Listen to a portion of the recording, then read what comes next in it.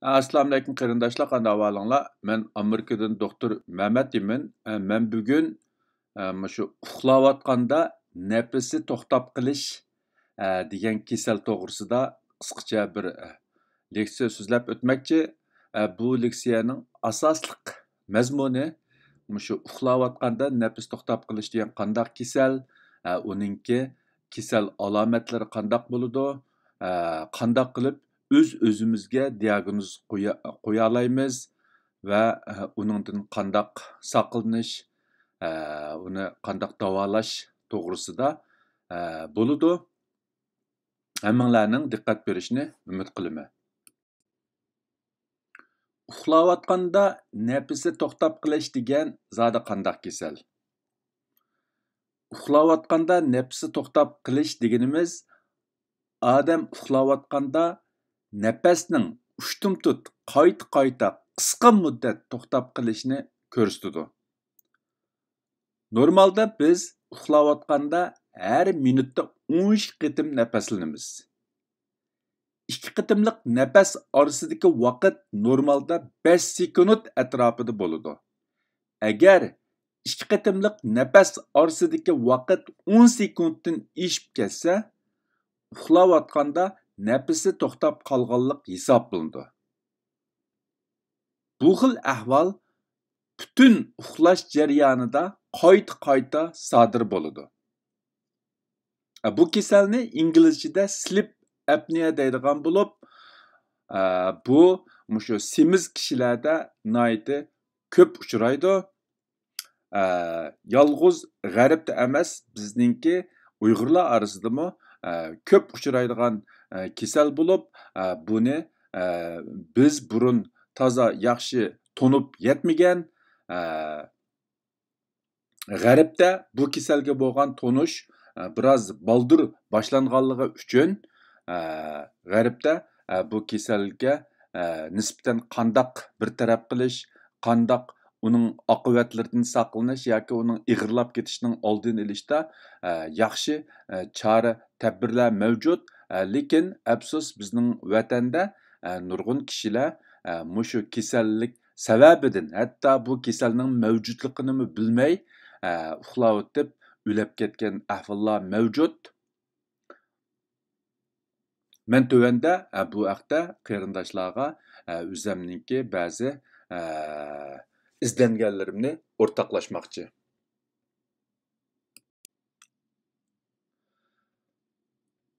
Odatda uxlayotganda nafas to'xtab qilish degan vaqtida o'xshamagan 3 xil turdagi kasallikni o'z ichiga oladi. Birinchisi nafas yo'lining to'silib qilish xarakterlik nafas to'xtab qilish. İkincisi nervi xarakterlik nafasi to'xtab qilish. Ya'ni nafas yo'lida biror to'salg'u bo'ladigan narsa yo'q, biroq nerv xarakterlik nafas to'xtab qilish. Uchinchisi shu yuqorqi 2 xilningki aralashma xarakterlik nafasi to'xtab qilish. Bular shu uxlayotganda nafas to'xtab qilishninki kasallik turlari hisoblanadi. Undan boshqa uningki yengil yoki ig'irlik ahvoliga asosan, ya'ni yengil xarakterlik nafas to'xtab qilish, o'tiral darajadagi nafas to'xtab qilish, anandan keyin ig'ir darajadagi nafas to'xtab qilish deb 3 xilga ayirish mumkin. Yengil xarakterlik nafas to'xtab qilish da odatda har soatda 15 qitimdan to'van yuz bersa, ya'ni nafas to'xtab qilish ahvoli har bir soatda 15 qitimdan to'van yuz bersa, bu yengil nafas to'xtab qilish hisoblanadi. O'tiral darajadagi nafas to'xtab qilish bo'lsa, har soatda 15 qitimdan 30 qitim yuz bersa, biz buni o'tiral darajadagi nafas to'xtab qilish deb ataymiz. İğir darajadagi nafas to'xtab qilish degan vaqtimizda shu nafas to'xtab qoladigan ahvol har soatda 30 qitimdan ortiq yuz bersa, biz buni ig'ir darajalik nafas to'xtab qilish hisoblaymiz. Hamda bu nafas to'xtab qolganini biz o'z-o'zimizga qandoq bilalaymiz degan vaqtida buningki eng oddiy usuli. Albatta, doktorga berib, mushu uxlash vaqtidagi nafas ahvolini tekshirsa, buni uqqili bo'ladi. Andan keyin uyda biz o'zimiz qila oladigan eng oddiy usul nima degan vaqtida mushu qo'l telefonimizniki ovoz oladigan nimasini knopkasini besib uxlasak, mushu butun bir kecha uxlash jarayonidagi nafasimizniki to'xtab qolgan ahvolini shu ovoz og'uch orqali ilib olaymiz. Biz ertasi uni anglab chiqsak, oraliqda qancha qitim nafasimizniki to'xtab qolganligini biz bilalaymiz. Albatta, men yuqorida o'tgandagidek, eng yaxshisi agar o'zimizda bu kasal borligiga gumonlansak, doktorga berib tekshirib beqishga to'g'ri keldi. Men yuqorida o'tgandagidek, bu uxlayotganda nafas to'xtab qilish kasalininki 3 xil turi ichida nafas yo'li to'slab qilish xarakterlik uxlayotganda nafas to'xtab qilish eng ko'p uchraydi. Undaqda bu nafas yo'li to'silab qilish xarakterlik uxlayotganda nafas to'xtab qilish nima sababdan paydo bo'ladi degan vaqtida u asosligi shu ig'iz bo'shlig'imizdagi yumshoq to'qilmalarningki pastga sangilab nafas yo'limizni itib olishidan, ya'ni to'sib olishidan kelib chiqadi. Bu rasmda ko'rayotganimizdagidek o'ngdikisi uxlayotgandagi normal havo iqimi, ya'ni nafas yo'liningki to'slab qolmagan normal nafaslanayotgan ahvoli, ya'ni ko'rayotganimizdek havo iqimi burnimiz yoki ig'izimizdan to'solg'usiz o'pkaga kiralaydi degan gap. Sol tarafdagisi bo'lsa, mushu ig'iz bo'shlig'imizdagi yumshoq to'qilmalarning pastga sangilab tushib, shu nafas yo'lini to'sib olish tufaylidan nafas yo'lini havo iqimini, ya'ni o'pkamizga kirayotgan havo iqimini to'sib olganlik sababidan bu nafas yo'li to'slab qilish xarakterlik uxlayotganda nafas to'xtab qilish paydo bo'ladi.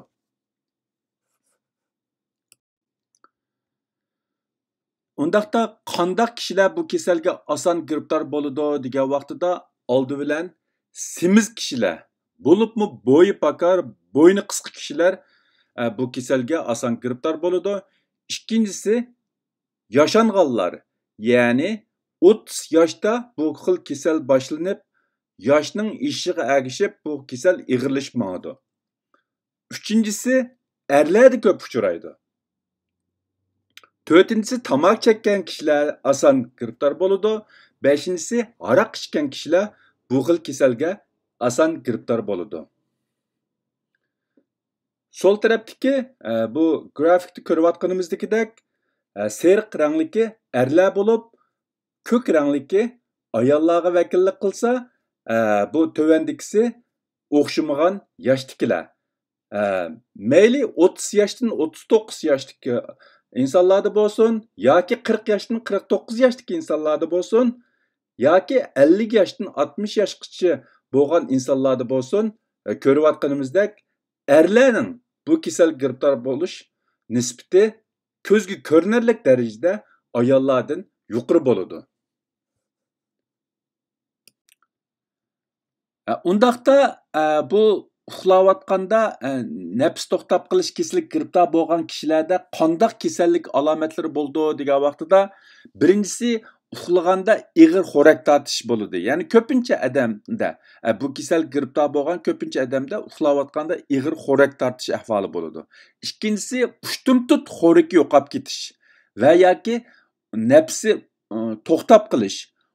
10-20 sekunddan keyin qayta asli kelish, ya'ni uxlayotib xo'rak tortib pushtumtut xo'raki yo'qolib ketish, andan keyin 10-20 sekunddan keyin agar ig'ir bo'lgan vaqtida hatto yarim minut, 1 minutdan keyin pushtumtut xo'raki asliga kelish.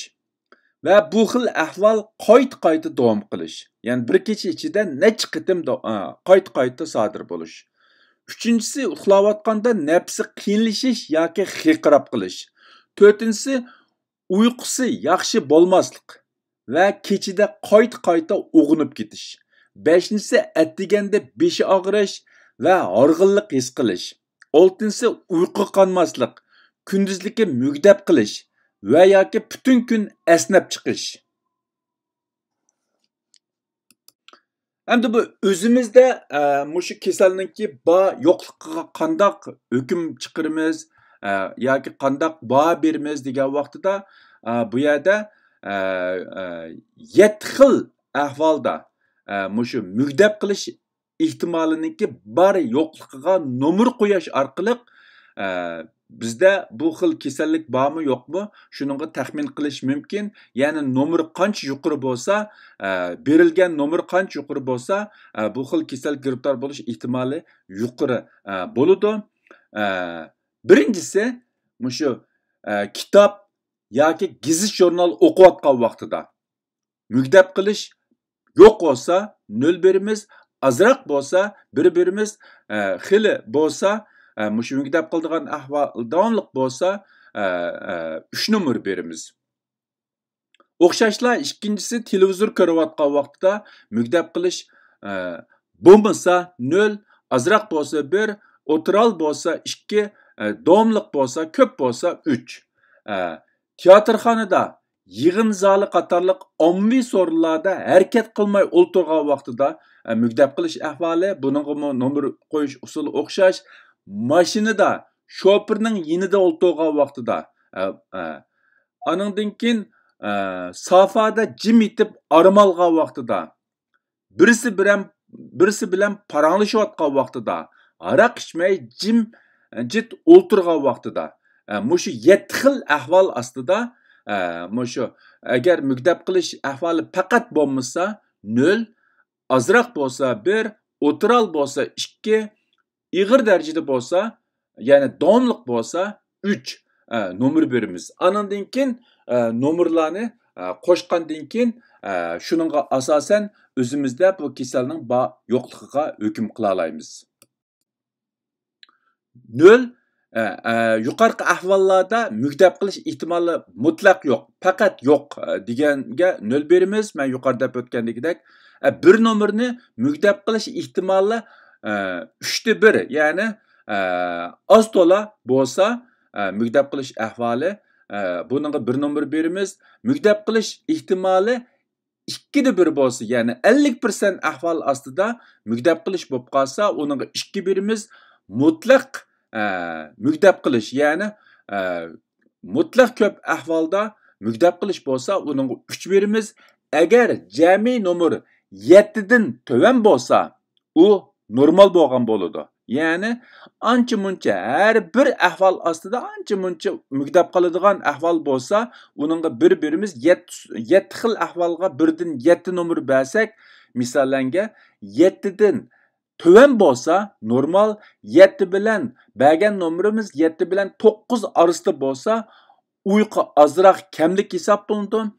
Aningdan keyin bu bergan nomer 10 dan 15 oralig'ida bo'lsa, uxlash ahvolida ba'zi normalsizliklar bo'lishi mumkin. Bu xil ahvol ostida eng yaxshisi doktorga ko'rinishni o'ylashish lozim. Agar yuqorqi 7 xil ahvolga berilgan nomer 16 dan yuqori bo'lsa, u vaqtida uxlash ahvolida mutlaq masala bor degan gap, darhol doktorga berib ko'rinish kerak. Ya'ni ko'rinishga tekshirtishib, aniq diagnoz qo'yishga to'g'ri keldi.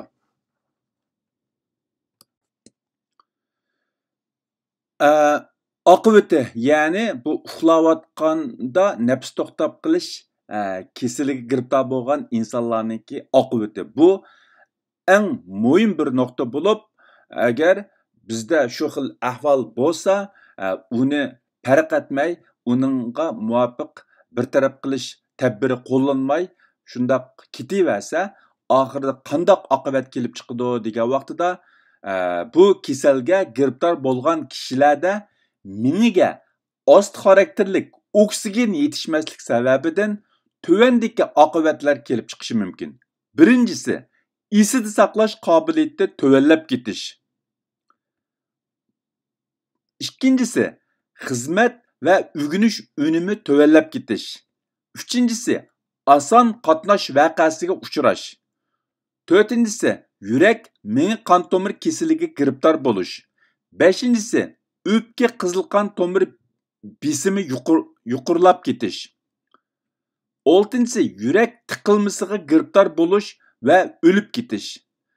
Alayda ta'kidlab o'tadiganimiz, mushu birinchisi esda saqlash qobiliyati tövellab ketishningki eng oxirgi oqibatida Alzheimer kasaliga taraqqiy qiladi. Bu mushu uxlayotgan vaqtida nafs to'xtab qilish kasaliga giribdor bo'lgan insonlarningki mushu uzun muddatlik miyaga oksigen yetishmaslik sababidan miya ost xarakterlik zaxmlanib, bundaq kishilarningki Alzheimer kasaliga giribdor bo'lish nisbati odatda boshqa kishilardan xilila yuqori bo'ladi. Shunga bu kasalga alayda e'tibor berishimiz, uning sal qaramasligimiz kerak. Chunki bu kasal ko'pincha insonlarda kunduzligi ancha aniq emas, faqat kecha uxlayotgan vaqtida bo'lganligi uchun uni o'zi farq etmasligi mumkin. Faqat hamrohininki yordami orqali bu kasalga nisbatan belgilik hukmga erishgili bo'ladi. Yoki men yuqori deb o'tgandagidek, shu qo'l telefonimizningki ovoz oladigan knopkasini besib uxlagan vaqtimizda ertasi uni anglash orqali zodi kechida uxlagan vaqtimizda nafsimiz to'xtab qoladigan ahvol sodir bo'ldimi yo'q, uni uqalishimiz mumkin. Agar o'zimizda bu kasallikning borligiga gumon qilsak, biz cho'qim doktorga berib ko'rinishimiz bekla muhim. Undaqda bu kasallikni oldini olishda nimalarga diqqat qilishimiz kerak, uni qanday davolash mumkin degan vaqtida bu kasal afsus bu kasalni texi hozir bundaq talto'kis davolaydigan bir davolash usuli yo'q, lekin uning oldini olish va kasallikni ig'irlab ketishni saqlanish yoki men yuqorida deb o'tgan yomon oqibatlardan saqlanish tamoman mumkin. Uning uchun birinchisi oldi bilan o'riqlash, badan ig'irligini kontrol qilishga to'g'ri keldi. Ikkinchisi davomli badan chiniqtirishga to'g'ri keldi. Uchinchisi tamaki chekmaslik yoki tamaki chekadigan bo'lsa tamakini tashlashga to'g'ri keldi. Aroq va boshqa mast qilish dorilardan yiroq turish kerak. Beshinchisi uxlaganda dum etish. Uxlaganda dum etish orqali mush nafas yo'lini to'slab qilishninki oldini olg'ili bo'ldi. Oltinchisi uxlaganda nafas olishga yordam beradigan mashina ishlatish, ya'ni CPAP degan mashinani ishlatish orqali miyaga oksigen yetishmaslik ahvolining oldini olg'ili bo'ladi. Ya'ni miyaga oksigen yetishmaslik ahvoli yuz bermaganda miya zaxmi bo'lmaydi. Men yuqori deb o'tgan nurg'un yomon oqibatlardan saqlang'ili bo'ladi. Yettinchisi nafas yo'lining ravonligiga kafolat qilish.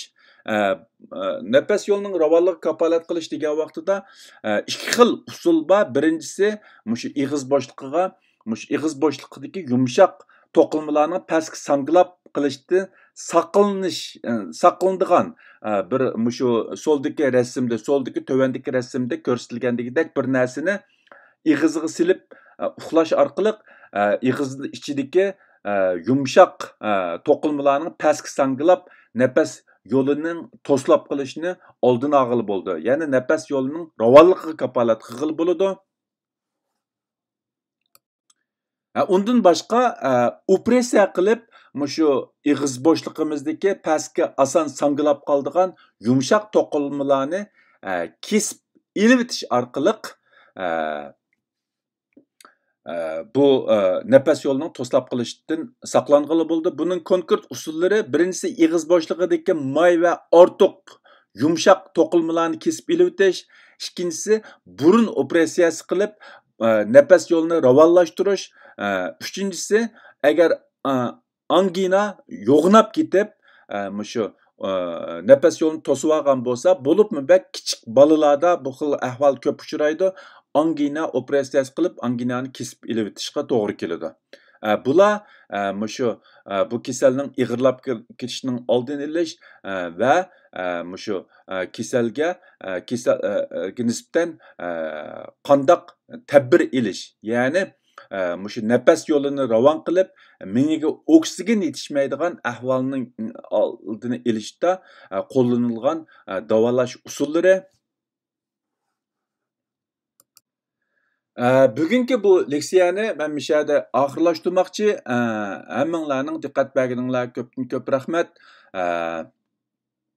Salomatlik hammamizga yor bo'lsin. Ko'rishcha omon bo'linglar. Xayr xo'sh, Xudoga omonat.